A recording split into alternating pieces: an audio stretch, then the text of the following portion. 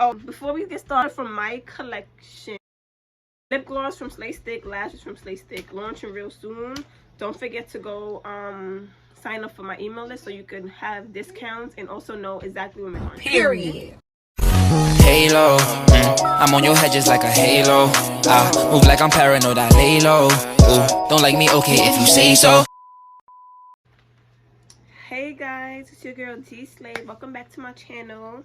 If you're returning, love you so much. Period. And if you're new, welcome to the family. Gang now. So don't forget to subscribe, comment, like, put on those notification bells because I always have videos coming in. Period. Like, so yes, today's video is about how to find a vendor, what questions to ask. So y'all already know I got my notebook. Period. So make sure y'all go. I'm gonna give y'all 2 seconds like I always do. Go get y'all notebooks, go get y'all pens, whatever you feel comfortable with. Writing notes in your phone, whatever you want to do, because don't waste my tea. Okay, so yeah, let's get straight into it. Oh, don't mind my hair, y'all. We're not even gonna talk about that because it's a mess. So yes, let's get into it. So there's different what's the word I want to use, different platforms you could find a vendor. So we have Alibaba, AliExpress, Instagram. Let's start with Alibaba first. That's the vendor I use. That's the app I use to find my vendors, and I love them. For real, I love them. Because Alibaba to me is more of a business relationship rather than AliExpress and things like that. Because they're a wholesaler. They're wholesale. Like, you can't just buy one something from them. No. You need to buy bulks. It's wholesale. I'm sure you guys all know about AliExpress. It's good too.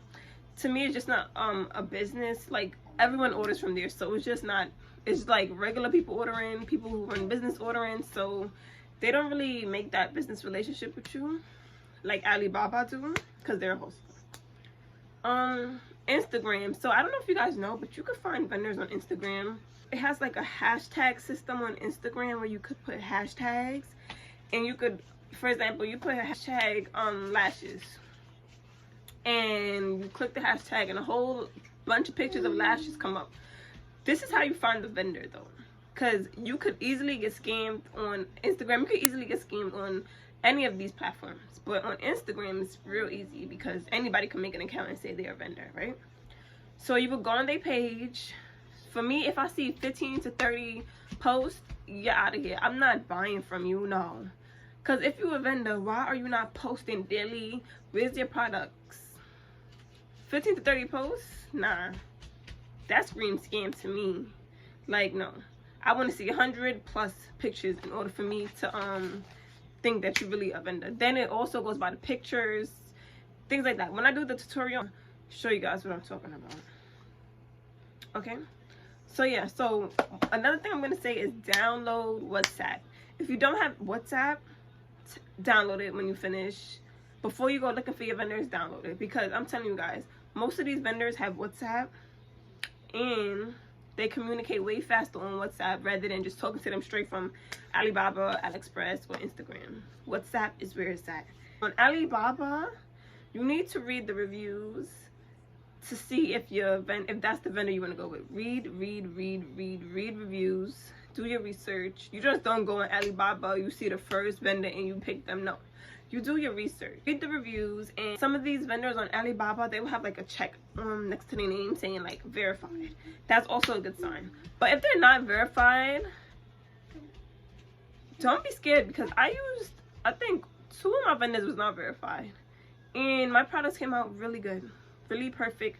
Everything was good. Customer service was good. Quantity, everything was good. Quality was good. Period. So it's just all about doing your research when finding vendors on these apps. You just can't, you have to do your research. Like, if you're in school and they give you a paper to do, you can't just write the paper, right? I mean, you could, but no, you're gonna fail. You need to do your research. Okay, so let's go into when writing a vendor. So when writing a vendor, there's a couple of steps you need to take. You just don't go writing that vendor, hello, I need 10 pairs of lashes. No. That's like unprofessional. And you wanna, the most important part about this, you finding a vendor, you want to build a relationship with them, because most likely you're going to stick with that one vendor, right? You don't want 10 different vendors, and you don't want to keep changing your vendors, because then your customers going to be like, wait, hold on, these are not the same lashes from last time. No, consistency is key, whatever how you say it. So yeah, first up, and when writing a vendor, you need to go, you have to be straight talking them. You need to ask questions. Main key. Without questions, there's really no reason for you to be writing that vendor. You have to give the vendor time to reply. Some of them be ODing, but you have to give them time to reply. But there's also limitations to that, which I'm gonna go into just now. You need to set clear expectations. Set them. Okay? You need to address issues. If there was any issues you have, any concerns you have, address that, all while writing a vendor. Possible. So you don't want to ask the vendor, like, for example, impossible. If I just wrote you at 10:50 and I said, hi, I need a pair of lashes, 20 lashes, for example. It's really impossible if you be like, can I get it by tomorrow? We have to be realistic when talking to these vendors. You can't get that by tomorrow. You just ordered it.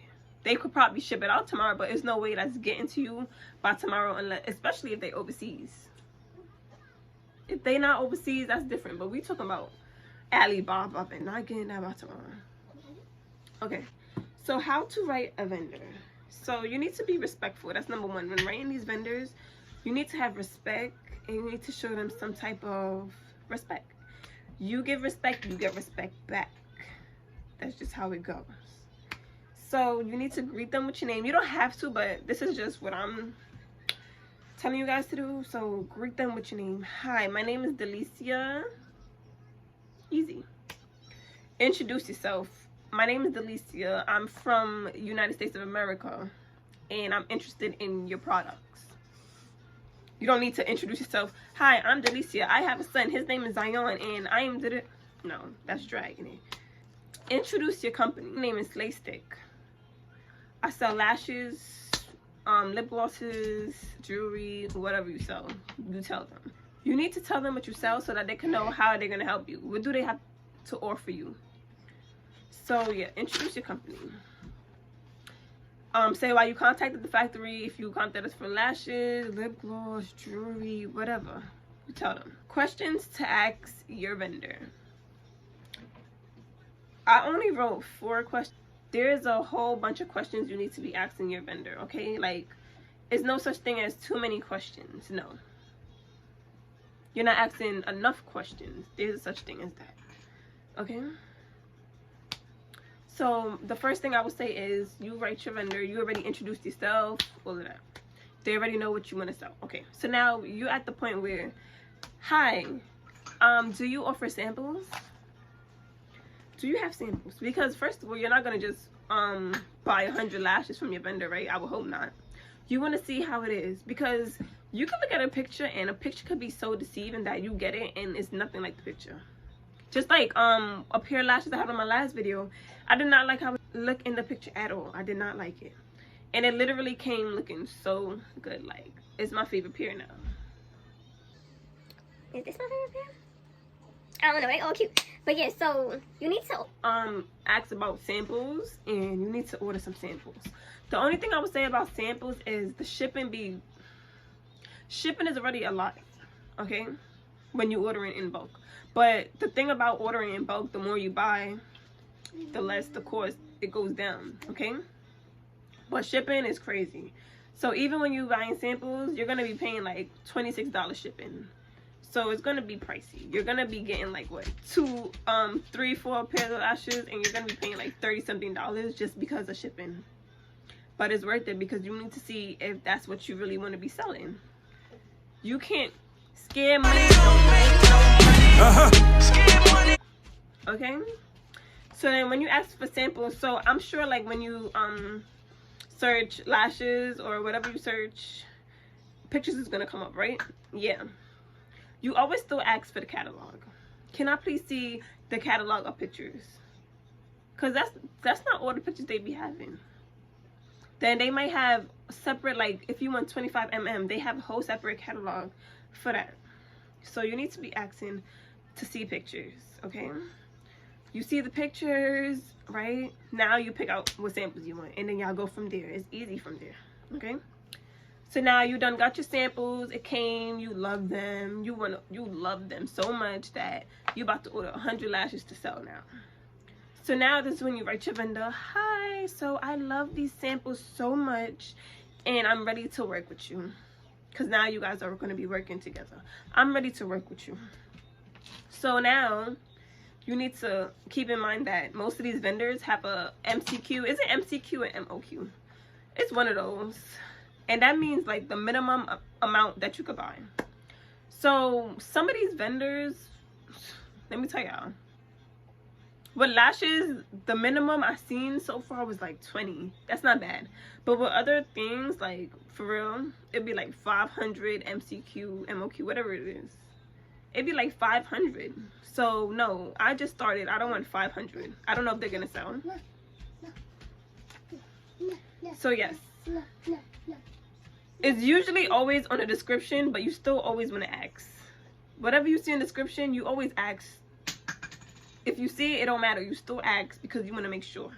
Okay? So now they told you the MCQ is 20. Okay, you're like, all right, I'm ready to order. You ready. You ready to send your bread, your money, and you're ready to. Now it's time. You need to ask about the shipping. What is their shipping procedure? And what is the cost of shipping? And like I said, don't be scared. Don't start panicking when they tell you shipping is $40, $70. The most I paid for shipping so far was like $80. Shipping is crazy. Listen, I need that back. I'm gonna make that back. So keep that in mind. You're gonna make that back, okay? So it's worth it at the end. So yeah, you need to ask them about the shipping time and the cost, because you need to make sure that if the shipping is $80, that your products is coming the same week or the week after that. Because there's no way you paying $80 shipping and your products is taking 3, 4, 5 weeks. No. If that was the case, you could pay $10 shipping, right? Yeah. So yeah, shipping time. So you want to make sure they tell you the time, 5 days, 4 days, whatever it is, and the cost, right? And then now they're gonna write you an invoice and they're gonna send it to you, and then you're gonna pay. Tip number 1: if you can, try to pay through PayPal, because if something is wrong with your order, PayPal, they got your back. You could dispute that easy. It's really hard to dispute on Alibaba, and AliExpress is kind of easy too, but Alibaba not so much, because you're going through the vendor to dispute and they don't be with it. So yeah, make sure, ask them like, hey, can I pay through PayPal instead? Because they got you covered. If anything goes wrong, if you don't like it, whatever goes wrong, they got you back. So yeah. And another reason why you want to make sure you know about shipping time is because, say if you launch what in 2 weeks, and now let's say that your products is not coming till literally the week after that. So now you jammed up because now you can't launch because your products is not here. So you want to make it very clear to the seller, to the vendor, that you need this product by deadline. This is the deadline I need this product by. And you don't ever want to tell them the day you launch, because you don't want it to be too close. You need your product so that you know what you're doing. You need time to label your stuff, etc. Name it, whatever, price it, whatever. You always got to give yourself that amount of time. So you already made the order, so now you're just waiting for the products to come. And that's just a simple 4 questions that you need to ask your vendor in order to make sure that everything is smooth. Okay. I forgot to mention before in writing a vendor. Listen, when we're going to sleep, most of these vendors is waking up, so the timing is really bad. And this is why I got these bags under my eyes, because you got to really stay up in order to catch these vendors and really communicate with them, because they're like overseas. So when we go to sleep, they waking up. So you have to sacrifice your sleep sometimes, to make sure that the communication is there, because you don't want to be communicating in gaps with your vendor. And if your vendor is writing you this day and then 2 days after it's a gap, he didn't write you, now he wrote you, cancel, you out of here. Because now look, for example, that's really bad for business. You run out of products and now you need to contact your vendor, so you sold out, you don't got nothing. He's taking 4 days to write you back. Then don't forget, it's taking like a whole week to get to you. So now you jammed up, and you're losing money out of your pocket. No, there's gonna be a gap sometimes, but make sure that you controlling these gaps. So yes, just make sure you guys are controlling those gaps. So it's either you're gonna stay up late to wait to talk to your vendor. You have to figure out what you're gonna do. So what I did was I stayed up late. I sacrificed my sleep for like weeks to make sure that everything was gonna be good. Cause the gaps that's not it. That's bad communication, period. So yeah, that's basically it. I'm gonna make a whole nother video about vendors too. This is part 1, and I'm also gonna drop some free vendors for you guys. I'm not giving you guys my vendors though, sorry. But yeah, I'm gonna give you some free vendors. It's good, legit, all of that, verify. You just not my vendors, cause not yet. So yeah, thank you for watching this video. Don't forget to subscribe, like, comment, all of that. Share this video, do whatever you want with this video. And also go back to your notes, and when you're looking for your vendor, make sure that you follow these steps, because it's really simple and it's really easy. I lied, it's not easy, but it takes work. Once you do your research, it's good, you're good, easy. So yeah, thank you guys. Bye guys.